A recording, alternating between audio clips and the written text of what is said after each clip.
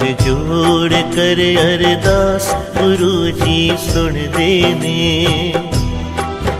तू रख मन विच विश्वास गुरु जी सुन देने। तू रख मन विच विश्वास गुरु जी सुन देने। हथ जोड़ कर अरदास गुरु जी सुन देने।